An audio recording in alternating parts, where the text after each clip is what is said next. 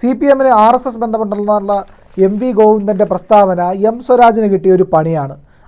അത് കിട്ടിയ പണിയാണോ MV ഗോവിന്ദൻ മനഃപൂർവ്വമായിട്ട് കൊടുത്ത പണിയാണോ എന്നുള്ളതാണ് സംശയം. കാരണം നിലമ്പൂർ ഉപതെരഞ്ഞെടുപ്പിൻ്റെ തലേ ദിവസമാണ് MV ഗോവിന്ദൻ ഇങ്ങനെ ഒരു പ്രസ്താവന നടത്തുന്നത്. ഞങ്ങൾ RSSുമായിട്ട് ബന്ധപ്പെട്ടിട്ടുണ്ട് പലപ്പോഴും. ഇത് ശരിക്കും സ്വരാജിന് കൊടുത്ത ഒരു പണി തന്നെയാണോ വിജയ്? നമ്മൾ ഈ തെരഞ്ഞെടുപ്പിൻ്റെ ഒരു തീം എന്താണെന്ന് പരിശോധിച്ച് കഴിഞ്ഞാൽ നമുക്ക് മനസ്സിലാവുന്ന ഒരു കാര്യം എന്താണെന്ന് പറഞ്ഞാൽ, ഇതിൽ വർഗീയവാദികൾ ആരോടൊപ്പം ചേരുന്നു എന്നുള്ളതാണ് ഈ ഒരു തെരഞ്ഞെടുപ്പിൻ്റെ ഒരു മെയിൻ തീം എന്ന് നമുക്ക് മനസ്സിലാവും. അതായത് Jamaat Islami, welfare party, SDPI party, ഇതെല്ലാം UDF-ഉമായിട്ടും പിന്നീട് PDP പാർട്ടി, ഹിന്ദു മഹാസഭ, ഇതൊക്കെ LDF-ഉമായിട്ട് ചേരുന്നു എന്നുള്ള ആരോപണങ്ങൾ അങ്ങോട്ടും ഇങ്ങോട്ടും ഉണ്ടാവുന്നുണ്ട്. അപ്പോൾ ഈ ഒരു സാഹചര്യത്തിലാണ് ശ്രീ MV ഗോവിന്ദൻ, CPM-ൻ്റെ സംസ്ഥാന സെക്രട്ടറിയായ ശ്രീ MV ഗോവിന്ദൻ്റെ ഭാഗത്ത് നിന്ന് ഇങ്ങനെ ഒരു പ്രസ്താവന ഉണ്ടായിരിക്കുന്നത്. ഈ പ്രസ്താവന തികച്ചും സ്വരാജിന് ഒരു ആഘാതമായി തന്നെ ഭവിക്കും എന്നുള്ളതിൽ യാതൊരു സംശയവുമില്ല. കാരണം ഇവരൊക്കെ നമ്മൾ നേരത്തെ പറഞ്ഞ പാർട്ടികൾ, ജമാഅത്ത് ഇസ്ലാമി, വെൽഫെയർ പാർട്ടി, അല്ലെങ്കിൽ ഹിന്ദു മഹാസഭ, PDP, ഇവരൊക്കെ വർഗീയവാദികളാണെന്നും അല്ലെന്നും പലതരത്തിലുള്ള വാദങ്ങളുണ്ട് ഇവർക്ക് രണ്ടുപേർക്കും. ഇവരുടെ കൂടെ ചേരുമ്പോൾ അവർ വർഗീയവാദികളല്ല, അതേസമയം അവർ എതിർ പാർട്ടികളോടൊപ്പം നിൽക്കുമ്പോൾ ഇവരെ വർഗീയവാദികളെന്ന് അങ്ങോട്ടും ഇങ്ങോട്ടും വിളിക്കാറുണ്ട്, പ്രത്യേകിച്ച് CPM. അപ്പോൾ പക്ഷേ നമുക്കൊരു കാര്യം പറയാം, ഇവർക്ക് രണ്ടുപേർക്കും, CPM-നും കോൺഗ്രസിനും യാതൊരു സംശയവുമില്ലാതെ, ഒരു തർക്കവുമില്ലാതെ അവർ വർഗീയവാദികളെന്ന് വിളിക്കുന്ന ഒരേ ഒരു പാർട്ടിയേ ഉള്ളൂ, അത് BJP-യും RSS-ഉമാണ്. അപ്പോൾ RSS-ഉമായി സഹകരിച്ചിരുന്നു, അല്ലെങ്കിൽ ബന്ധമുണ്ടായിരുന്നു, അല്ലെങ്കിൽ അവരുടെ ആ ഒരു ബാന്ധവത്തിനെ പറ്റി ഇപ്പോൾ യാതൊരു ആവശ്യവുമില്ലായിരുന്നു പറയേണ്ടിയിരുന്നത് എന്നാണ് ഇതിനകത്ത് നമ്മൾ മനസ്സിലാക്കേണ്ടത്.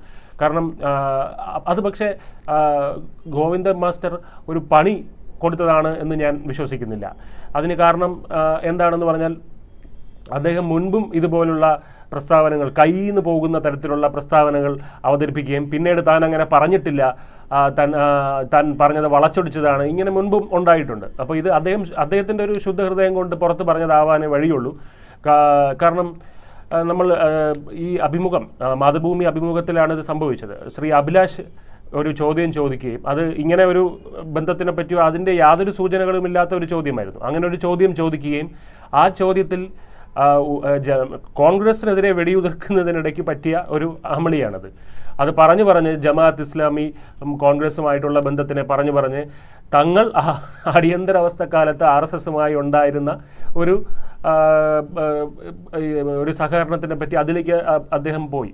അതിൽ പോകേണ്ട യാതൊരു ആവശ്യവും ഉണ്ടായിരുന്നില്ല. അപ്പോൾ തന്നെ അത് ശ്രീ അഭിലാഷിൻ്റെ ജേർണലിസ്റ്റ് ബുദ്ധിക്ക് അത് വിവാദമാകും എന്നുള്ള ഒരു തോന്നലുണ്ടാവുകയും അദ്ദേഹം അത് ചോദിക്കുന്നുണ്ട് അഭിമുഖത്തിൽ, ഇത് വിവാദമാകാനുള്ള സാധ്യതയില്ലേ എന്നുള്ളത്.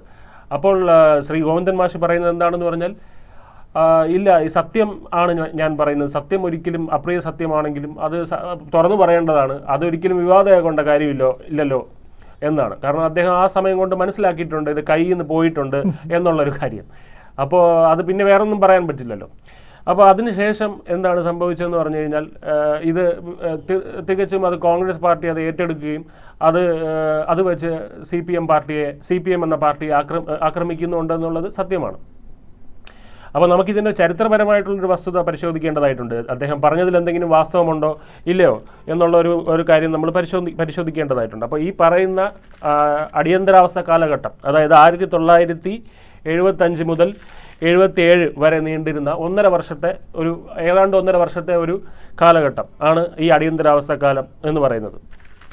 അപ്പോൾ ആളുകളുടെ വ്യക്തിപരമായിട്ടുള്ള സ്വാതന്ത്ര്യങ്ങൾ അല്ലെങ്കിൽ മൗലികമായിട്ടുള്ള അവകാശങ്ങൾ വരെ നിഷേധിക്കപ്പെട്ടിരുന്ന ഒരു കാലഘട്ടമായിരുന്നു. നമുക്കറിയാതെ ഈവൻ എന്താ പറയുക, നമ്മുടെ മാധ്യമങ്ങൾക്ക് പോലും വിലക്ക് ഉണ്ടായിരുന്ന ഒരു കാലഘട്ടം. എന്ത് അവർ പ്രസിദ്ധീകരിക്കണം, എന്ത് പ്രസിദ്ധീകരിക്കേണ്ട എന്ന് ഭരണകൂടം തീരുമാനിച്ചിരുന്ന ഒരു കാലഘട്ടമായിരുന്നു അത്. അപ്പോൾ ഇന്ത്യ എന്നാൽ ഇന്ദിര എന്നാൽ ഇന്ത്യ എന്ന് പറഞ്ഞിരുന്ന ഒരു കാലഘട്ടം. അപ്പോൾ ആ ഒരു കാലഘട്ടത്തിൽ നിന്ന് ഒരു വലിയ എതിർപ്പുകൾ അന്ന് ഉണ്ടായി സമൂഹത്തിൽ. രാജ്യമൊട്ടാകെ വലിയ വ്യാപകമായ ഒരു അസ്വസ്ഥത ഉണ്ടായിരുന്ന ഒരു കാലഘട്ടമാണ്. അപ്പോൾ ആ ഒരു എതിർപ്പുകളിൽ നിന്ന് ഒരു വലിയ ജനവികാരം ഇന്ദിരയ്ക്കെതിരെ ഉണ്ടാവുകയും 77 കഴിയുമ്പോൾ ഇന്ദിരാഗാന്ധിയെ പരാജയപ്പെടുത്തുക എന്നുള്ളൊരു രാജ്യവ്യാപകമായൊരു വികാരമുണ്ട്. അപ്പോൾ ആ വികാരത്തിൽ നിന്ന് ജനനം കൊണ്ട അല്ലെങ്കിൽ അതിൽ നിന്ന് വേറെടുത്തൊരു പാർട്ടിയാണ് ജനതാ പാർട്ടി. അപ്പോൾ നമുക്കറിയാം അതിൻ്റെ ഒരു ചുക്കാൻ പിടിച്ചതെന്ന് പറയുന്നത് ജനസംഘത്ത് എന്ന് പറയുന്ന ഒരു രാഷ്ട്രീയ പ്രസ്ഥാനമാണ്. അതിൽ നമുക്കറിയാം RSSൻ്റെ പ്രമുഖമായ നേതാക്കൾ LK അദ്വാനി പോലുള്ള പ്രമുഖമായിട്ടുള്ള അടൽ ബിഹാരി വാജ്പേയി പോലെയുള്ള പ്രമുഖരായിട്ടുള്ള നേതാക്കളാണ് അതിന് ചുക്കാൻ പിടിച്ചത്. അപ്പോൾ ഈ ജനതാ പാർട്ടിക്ക് ഒളിഞ്ഞും തെളിഞ്ഞും, അതായത് ബാഹ്യമായും അല്ലാതെ മുന്നണിയിൽ നിന്നും സപ്പോർട്ട് കൊടുത്ത, പിന്തുണ നൽകിയ ഒരുപാട് പാർട്ടികളുണ്ട്. അതിൽ ഏറ്റവും മുന്നണിയിൽ നിന്ന ഒരു പാർട്ടിയാണ് ഈ ജനസംഘം. അതിനോടൊപ്പം തന്നെ CPM-ഉം അന്ന് ഉണ്ടായിരുന്നു എന്നുള്ളത് ഒരു വസ്തുത തന്നെയാണ്. അപ്പോൾ അത് നമുക്ക് ഒരിക്കലും നിഷേധിക്കാനാവില്ല. പക്ഷെ ആ വസ്തുത ഇപ്പോൾ ഇവിടെ പറയേണ്ട ആവശ്യമുണ്ടായിരുന്നോ? ഒരു കാരണവുമില്ലാതെ അത് എന്നാണ് നമുക്ക് അതിനകത്ത് ചോദിക്കേണ്ട കാര്യം. കാരണം CPM-ന് കിട്ടാവുന്ന ഏറ്റവും ശക്തനായ ഒരു സ്ഥാനാർത്ഥി തന്നെയാണ് സ്വരാജ്. അതിന് ഒരു തർക്കവുമില്ല.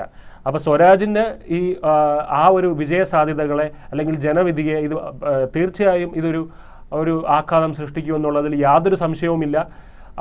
അത് സൃഷ്ടിച്ചിരിക്കും. അത് വളരെ ദൗർഭാഗ്യകരം എന്നേ പറയാനുള്ളൂ. പക്ഷേ സ്വരാജ് ഇതിനോട് പ്രതികരിച്ചിട്ടുണ്ട്. സ്വരാജ് പറയുന്നത് ഇത് ടേക്കൺ ഔട്ട് ഓഫ് കോണ്ടെക്സ്റ്റ്, അതായത് കോണ്ടെക്സ്റ്റിൽ നിന്ന് പുറത്തെടുത്തതാണ്. ഇത് അദ്ദേഹം ദുഷ്ടലാക്കോടെ ചില മാധ്യമങ്ങൾ ചോദിച്ചപ്പോൾ അതിന് മറുപടി പറഞ്ഞതാണ് എന്നൊക്കെയാണ് പറയുന്നത്. അദ്ദേഹം അത് കണ്ടിട്ടില്ല എന്നൊക്കെയാണ് പറയുന്നത്. അപ്പോൾ അങ്ങനെ ഒരു ബന്ധം ഉണ്ടായിട്ടില്ല എന്നും പറയുന്നുണ്ട്. പക്ഷെ അത് ചരിത്രം നമ്മൾ മറച്ചു പിടിച്ചിട്ട് യാതൊരു കാര്യവുമില്ല. കാരണം 77 മാത്രമല്ല, 89 ബോഫോസ് അഴിമതിയുമായി ബന്ധപ്പെട്ട് രാജീവ് ഗാന്ധി രാജ്യവ്യാപകമായിട്ടുള്ള ഒരു പ്രതിഷേധം നേരിട്ടുകൊണ്ടിരുന്ന സമയത്ത് അന്ന് ഈ പറയുന്ന ജനതാ പാർട്ടി BJP ആയി രൂപീകരിക്കപ്പെട്ടതിന് ശേഷമാണ് അന്ന് ഈ BJPയുടെ കൂടെ CPM അണിനിരന്നിരുന്നു രാജീവ് ഗാന്ധിക്കെതിരെ എന്നുള്ളത് ഒരു സത്യമാണ്. അപ്പോൾ സത്യങ്ങൾ ഒരിക്കലും നമുക്ക് നിഷേധിക്കാൻ പറ്റില്ല എന്നുള്ളതാണ് ഇതിൽ നിന്ന് നമുക്ക് മനസ്സിലാക്കേണ്ട കാര്യം. അത് എത്ര അപ്രിയ സത്യങ്ങളാണെങ്കിലും അത് വസ്തുത തന്നെയാണ്. അപ്പോൾ ശ്രീ ഗോവിന്ദൻ മാഷ് പറയുന്ന പോലെ എന്താണ് സത്യം പറയുന്നത് കൊണ്ട് എന്താണ് തെറ്റ് എന്ന് പറയുന്ന സത്യത്തിനോടുള്ള അദ്ദേഹത്തിൻ്റെ ആ ഒരു പ്രിയത്തിന് നമുക്ക് അഭിനന്ദനങ്ങൾ കൊടുക്കാം. കൂടുതൽ വാർത്തകളും വിശേഷങ്ങളും നിങ്ങളിലേക്ക് എത്താൻ ABC മലയാളം സബ്സ്ക്രൈബ് ചെയ്യുക, ബെൽ ബട്ടണും അമർത്തുക.